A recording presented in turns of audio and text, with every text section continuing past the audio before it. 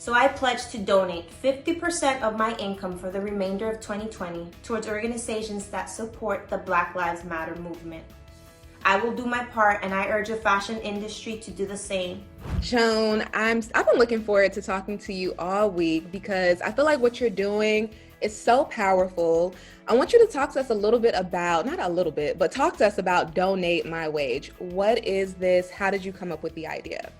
I came up with the idea just out of frustration, being on lockdown like everyone else on COVID and seeing how the world was just imploding with, so much social injustice and so many things happening, as an individual that is a concerned citizen, it's like, what can I do to make this situation better? How can I give back? And at certain points I did feel helpless. So I was just thinking, how can I basically integrate what I do with a movement? And the way I thought about it was, creating a donatemywage.org. And it came all from an idea that the next post that I was going to do related to a brand, I was going to donate half of my wage to organizations of the Black Lives Matter movement. Right. So what made you say I'm going to give up half of my income? Why half? Yeah, I don't know, because I figured it was an easier amount for people to understand that I was sacrificing a good amount towards a good cause and towards organizations that people are actually making a difference, and they're putting their time, their effort, and energy into changing systematic injustices within our society. So I figured it was easier to kind of understand. Yeah, no, seriously. And then when you go on the website, you're able to donate 30% of your income, or even just your hourly income too. Like, you just don't have to donate half. Exactly. Yeah. I'm just trying to make a huge impact, and so that people can pay attention. But once you go on the website, it's pretty easy. You calculate your yearly income, and it's a suggested donation. So you can either give your hourly, your daily, your weekly, your monthly, or there's just a custom amount that you can give. I think any little helps. And it's easy because I picked 11 organizations that I kind of can relate to. And some of them are related towards women empowerment, education, towards the justice system. So you basically pick and choose where you want it to go. What is the fashion industry actually going to do about it? Is this just another trend? Well, it's now time to give us a real seat at the table, because we are worthy, because we are talented, because we are unique. I want to talk about your post on Instagram where you called on the fashion industry to stand up to racism. I was watching it. I was like, Joan, go. Every point you made was so strong. You were very passionate, and it definitely came from a personal place. What has the response been from the industry after you shared your story and your thoughts on what's going on? It was nerve-wracking, and I had a lot of sleepless nights because I think sometimes people see the outside perspective of, the glitz, the glamour, and not everything that shines is gold. My success came with a lot of failures. It came with a lot of rejection, and that's the part where I kept to myself, and I used that kind of like a flame for my fire to keep pushing, because it's like, okay, I can't give up now. I came from a small town in Puerto Rico where it's like, I need to show the world that you can make it regardless of. So the support has been incredible. I've been so overwhelmed with, friends that I've made in this industry, from people who work at brands, designers hitting me up saying, I commend you for your braveness and for speaking out, because a lot of them have known me throughout my career, so they've seen my struggles, they've heard my cries, and they've supported me throughout my career. So I was overjoyed. Yeah. At the same time, because it's like I'm sticking my neck out. To my beloved fashion industry, this is your chance. The moment where you speak up and demonstrate that if you care, if you truly care, then show it. I know. I mean, of course, I feel like that's why I was so proud of you. And I mean, all of us, we were so proud of you because it is a brave thing to do. You know, you could easily get blacklisted or people may say you're difficult to work with. So the fact that you push past those fears and still did it because that's what you believe in, it just speaks to who you are. I think it's important because, you know, in every industry, as you may know, like, it's hard to break through, and then once you're there, you kind of have to like walk on eggshells because you are at the mercy of someone else. So I think I've earned my right in this industry to speak my truth, and I am a professional.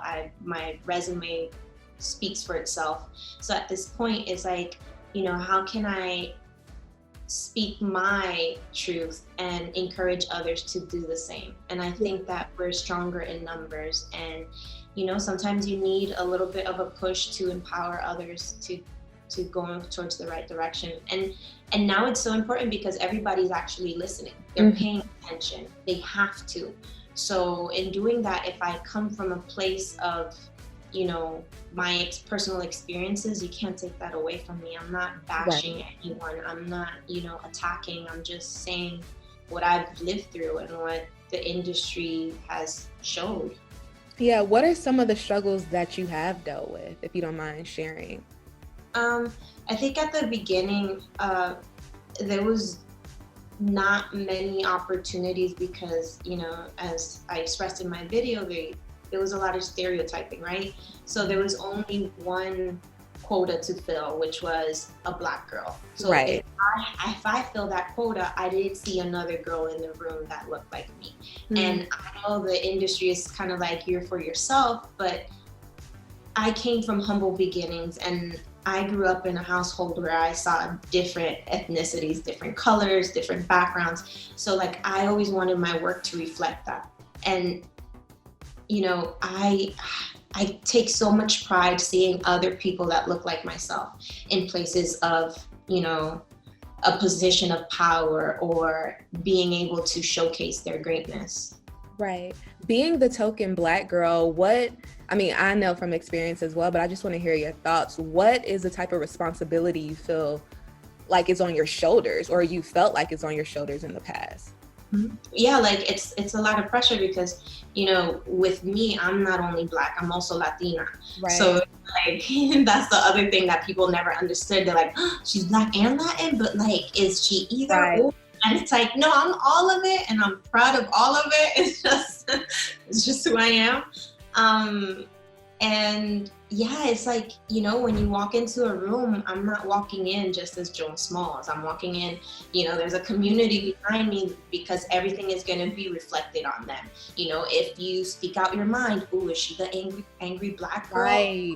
She, you know, she has her own right. Oh, she's giving attitude. That's not it. It's just, you know, I'm an adult, I'm a woman, I'm educated, and I feel if I need to speak up, I will do so without disrespecting anybody. And we should take out the color away from who I am as my, but you know, growing up, you always know that. Like my father told me before I came into the industry, he said, Joan, the day you were born with 2 stripes on your back. He said, you're a woman and you're Black. And I was like, oh! You know, you're hearing that from your own father, and he's kind of like breaking it down to you how the world actually works. Yeah. So, you know, going into an industry, I kind of knew that, and it's like, okay, I'm gonna prove you wrong. I'm gonna prove that I can do it. So it definitely was a lot of pressure. I always wanted to outdo myself. And when you walk with pride. They don't want to see you doing this. That's stupidness. Because what you're doing, you're taking their eyes off of buying the product you have on. Yeah, I would say I love you and your dad's relationship. He is hilarious. In the Vogue video that you all have, it's so cute. I love him. You kind of hit on it a little bit, but you are a trailblazer in this industry. You were the first Afro-Latina to be the face of Estee Lauder. And even with that, did you ever feel that you had to dim your Blackness or your Spanish roots to get opportunities in this industry? Not dim it. It's just, I think because brands didn't understand my cultural heritage, they never knew how to explore it. So they would only market me as what you saw, right? Not what I represent. So I never dimmed it. Like, I am as boisterous. My personality comes out wherever I go. I'm loud, if you want to call it. I'm funny. So I never did, but I did know I had to carry myself a certain way. And when I am in certain rooms, show them that I can speak, that I'm educated, that, you know, I'm business minded. So yeah, it's not that I dim it down. I just know how to code switch or navigate, you know? Yeah, for sure. In your open letter, well, not in your open letter, but in the caption for your open letter on Instagram, you said, "We are not a trend." Can you expound on that a little bit? I say that because, one, fashion do follow trends. And sometimes I felt that when it came to the diversity or the inclusivity subject, a lot of brands kind of did jump on the bandwagon, and they were always like, well, you know, I'll use Fenty, for example. You know, when she came out straight off the bat, she was 40 shades, or don't quote me, but she came out with a variation of shades, and that was her core message, right? And then other brands were like, well, we had those shades too, and they start pushing that message and that marketing. And it's like, well, if you did, then you should have done that. You shouldn't have waited until people were talking and celebrating this woman for actually including everyone equally. And now you're just saying that, oh yeah, we had it. And it's like, well, you should have done the same thing. So it's like, we are not a trend. Like, we are here to stay, you know, regardless of what anyone says. The Black community is the most used for inspiration, and, you know, like it or not, we do make things dope, and we create relevance in brands. I love that. You said that beautifully. From your opinion, based off of your opinion, right now, what does the fashion industry need to do to change? I know that's probably a large question, but just if you could sum it up in a simple way. Going back to like me being in a room and me being the only one, I think it's important and it's essential that their creative teams should be equally reflective of diversity. So not just the optics of what you see on billboards or on images, but the team and the core itself, where you're being the most creative, should have people of all backgrounds. You know, hire a diverse staff, have an internal cultural team, so that you don't have mishaps within your company when you're marketing something and you like, oh, sorry, we didn't mean to offend you. Right. I feel like it has to come from the inside. And also, when people in power or people who are leaders should definitely mentor others and uplift them at the same time. I think you know, having this conversation and making people feel uncomfortable is going to create growth, and it will make everyone evolve towards the right direction, so that therefore they can make it their mission to move towards the right direction. Recently, you teamed up with Ashley Graham, Kendall, and Gigi Hadid. You all teamed up with British Vogue to donate your clothes to the NAACP and NHS.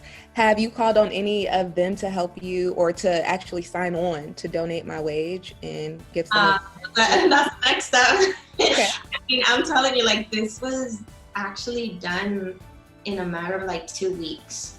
It was like super crazy, and it was like, okay, we got to do this now. We got to like, because I already knew that I was going to come out with a message, especially seeing, you know, the Instagram post, or like certain brands not post about something and tippy-toeing around it, or, you know, not trying to rock the boat. That kind of like created this fire in me, where it's like, wow, I've given so much of myself to these brands, and the least you can do is speak up and say, I stand with you guys. I see where you're coming from. This is on a human level. This is not a marketing strategy.